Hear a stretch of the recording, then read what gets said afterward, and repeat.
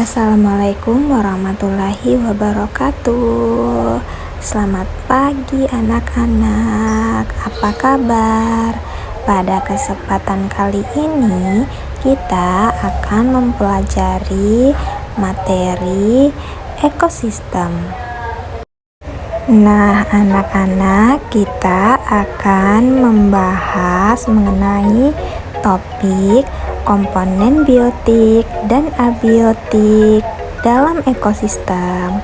Yuk simak videonya sampai akhir. Nah, anak-anak, ada yang tahu nggak apa itu ekosistem?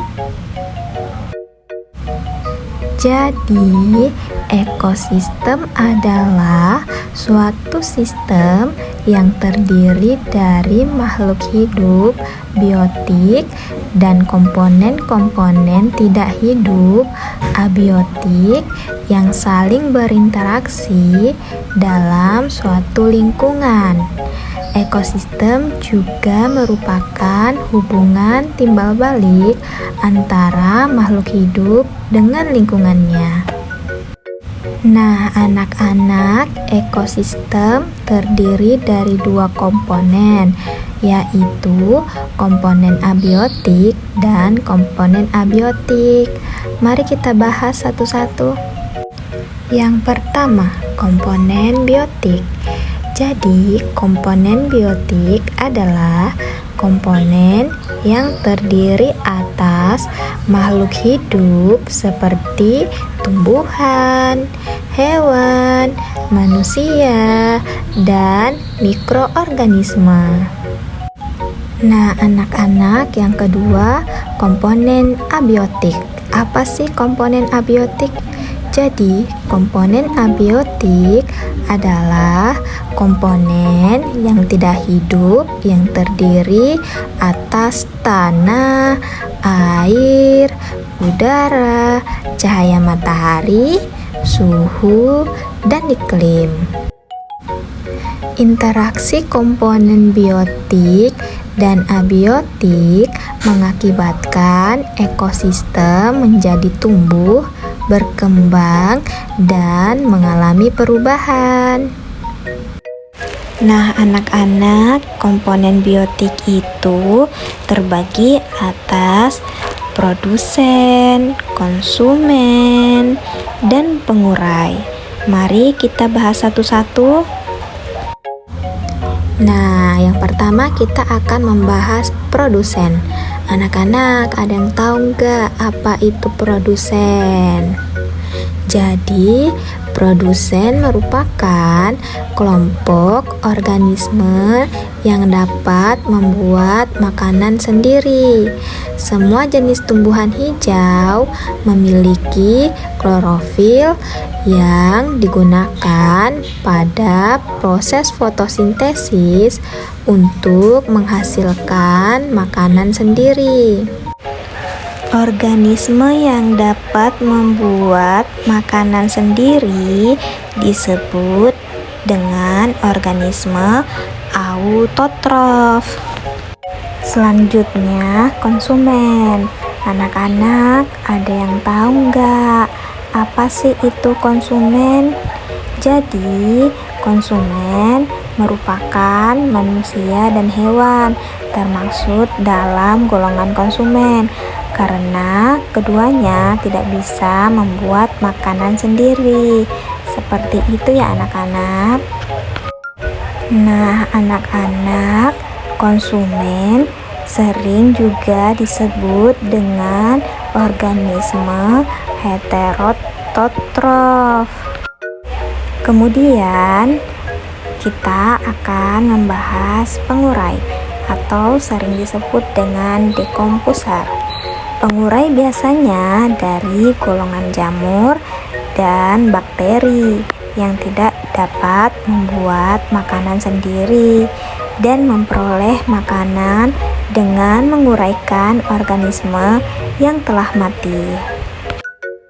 Nah, anak-anak, selanjutnya kita akan membahas komponen abiotik. Jadi, komponen abiotik itu terbagi atas tanah, air, udara, cahaya matahari, iklim, dan juga suhu. Nah, kita akan bahas satu persatu ya anak-anak. Tanah. Tanah merupakan tempat hidup organisme bagi tumbuhan, hewan, dan manusia. Tanah berperan sebagai tempat tumbuh dan hidup, tempat melakukan aktivitas kehidupan, dan juga tempat perlindungan serta sumber nutrisi. Nah, selanjutnya kita akan membahas air. Air diperlukan tumbuhan, hewan, dan manusia. Air berperan sebagai pelarut zat-zat dalam tubuh, sistem pengangkut, dan tempat berlangsungnya reaksi biokimia di dalam tubuh. Anak-anak, selanjutnya kita akan membahas udara. Udara sangat dibutuhkan makhluk hidup, di mana oksigen untuk bernapas dan karbon dioksida dibutuhkan tumbuhan untuk melakukan fotosintesis. Kemudian kita akan membahas cahaya matahari. Nah, cahaya matahari merupakan sumber energi utama bagi kehidupan. Cahaya matahari juga dibutuhkan tumbuhan hijau untuk melakukan proses fotosintesis. Selanjutnya ada iklim. Anak-anak, ada yang tahu nggak apa itu iklim? Jadi, iklim merupakan keadaan cuaca di suatu tempat yang luas untuk waktu yang lama. Anak-anak, yang terakhir kita akan membahas suhu. Nah, setiap makhluk hidup memerlukan suhu tertentu yang sesuai untuk melakukan aktivitas hidupnya. Perubahan suhu lingkungan akan sangat berpengaruh terhadap kehidupan makhluk hidup. Seperti itu ya anak-anak.